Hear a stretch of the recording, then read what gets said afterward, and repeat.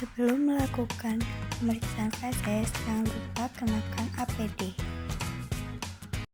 Pemeriksaan makroskopis, sampel feses diperiksa di tempat yang terang. Yang pertama, kita mengamati warnanya. Normalnya berwarna kuning, coklat, coklat muda, dan coklat tua. Warna yang tidak normal pada feses disebabkan oleh sisa makanan, obat tertentu, atau kelainan pada sistem pencernaan. Kedua, baunya. Buka sampel feses pada wadah lalu kibaskan tangan ke arah hidung dan cium aromanya.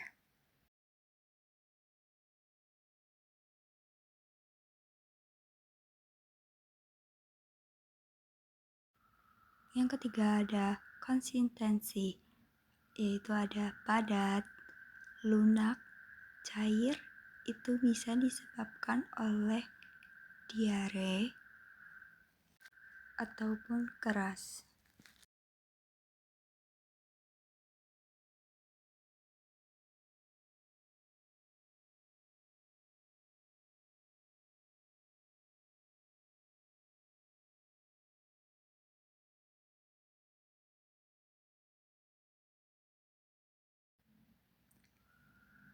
Mukosa atau lendir. Ketika feses ada lendirnya, berarti menandakan adanya peradangan pada saluran pencernaan.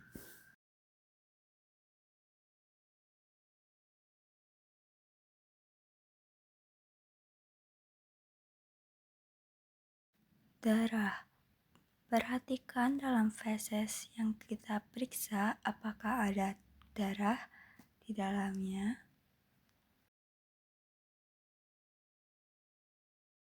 Pemeriksaan mikroskopis. Siapkan 3 buah objek gelas. Lalu yang pertama teteskan NaCl, yang kedua teteskan larutan elsin, yang ketiga teteskan larutan lugol.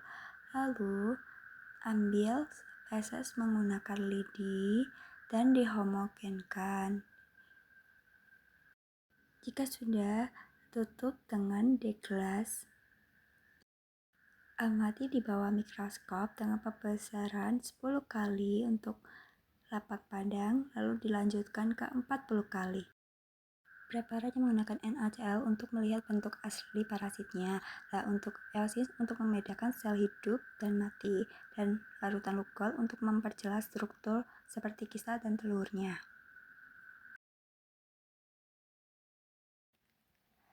Pemeriksaan kimiawi. Feses digunakan untuk mengetahui adanya pendarahan kecil yang tidak dapat dinyatakan secara makroskopik atau mikroskopis dengan menggunakan metode Guajet test dan Bessiden test. Metode Bessiden basah, siapkan 2 tabung dengan label, lalu tambahkan darah. Ambil feses secukupnya, masukkan feses itu ke tabung, lalu masing-masing tabung itu ditambahkan 5 ml NaCl 0,85%. Setelah itu diaduk fesesnya menggunakan lidi hingga feses tidak ada yang menggumpal.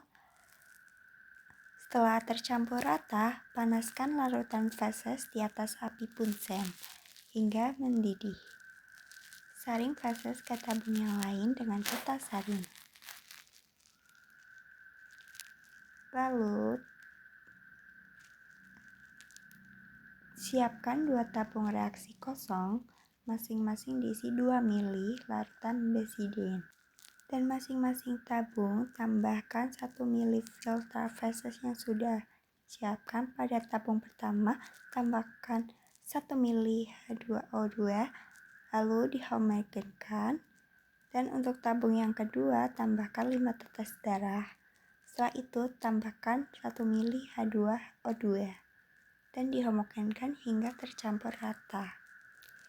Untuk hasilnya adalah tabung pertama itu negatif karena pada tabung tersebut tidak ada perubahan warna, dan pada tabung yang kedua hasilnya positif 4 karena terjadi perubahan warna.